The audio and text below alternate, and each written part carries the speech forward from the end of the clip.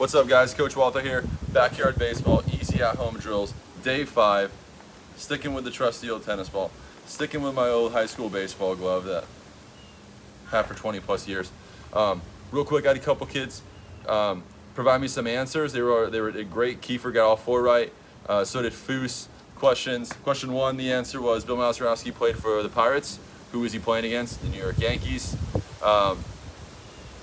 Another Hall of Famer on the Pirates, the great Roberto Clemente. And then finally, the 4th question was who was playing left field, which is sort of that awesome question. It's actually Yogi Berra. So Yogi Berra, known for being a great catcher, happens to go in left field in that game. So for this drill, here's what we're gonna do.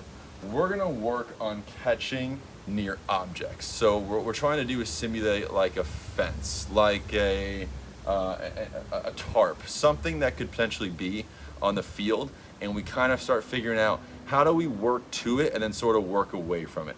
What I mean by this is, again, this is going to be a great drill to have a tennis ball. If you have multiple tennis balls, this is a great drill for that. If you have a cool neighbor versus a non-cool neighbor, you're going to want to make sure that you do your drills up against that fence, your cool neighbor's fence. We don't want to go over, have a sandlot situation. You got to pickle the beast, worst case scenario. So here's what we're going to do. We're going to continue to hit fly balls, and you're going to start with your fly balls right in the middle. And then as you start getting comfortable hitting them with that tennis racket, start trying to get them closer and closer to the wall. So for here, I could use my shed, would be a great example.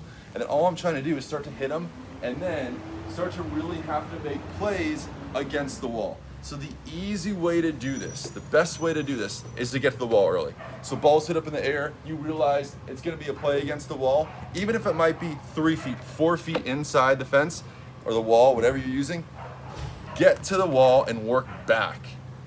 So what I mean by that is balls hit up, I'm here, I got my touch on it, and now I can track back in.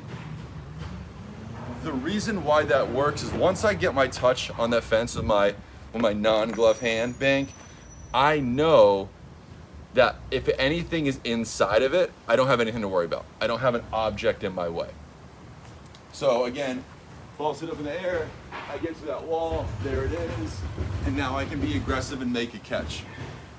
What a lot of high schoolers are doing that I'm seeing is that they know there's a wall there, so instead of racing to the wall and working back, what they're doing is slowly drifting, and we want to avoid doing that. And so what that would look like is balls hit and we slowly drift.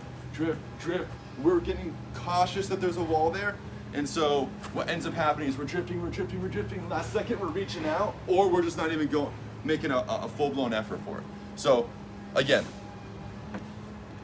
hit it up, hop up, work to that wall, touch, and then go ahead and make that catch. This is also going to give you the opportunity to make some pretty cool catches. You might get to the wall and realize, hey, it's right at the wall. Hey, it's right next to the wall. Hey, it's just over the wall. Well, let's go ahead and try to make a catch like that.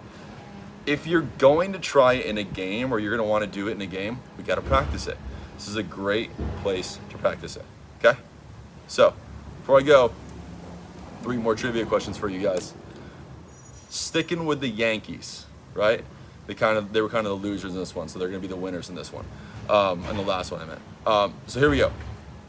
1961. New York Yankees have not a new outfielder. It's the 2nd year of this outfielder. He's going to hit 61 home runs in 1961. It's a great way to memorize that, 61 to 61. Who is that right fielder? It's the easy question. Question 2. What team did the Yankees acquire him from? And then question 3, and a little background to this. I got to see Barry Bonds play a lot, and I saw him intentionally walked a lot. He used to walk something like over 250 times within a 4-year span. That's insane.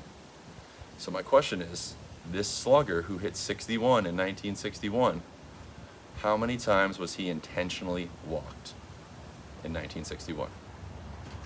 Cool. Have a great weekend. Next video will be up Monday. Have an awesome weekend. Let's try to get a lot of these drills in. I would love to see some videos from you guys. So send me some videos If you have great questions that you want to ask, like great trivia questions, I know some of you do, feel free to shoot them my way and I'll ask them to everybody, okay? Have a great weekend and thanks for being with me this week. See you guys.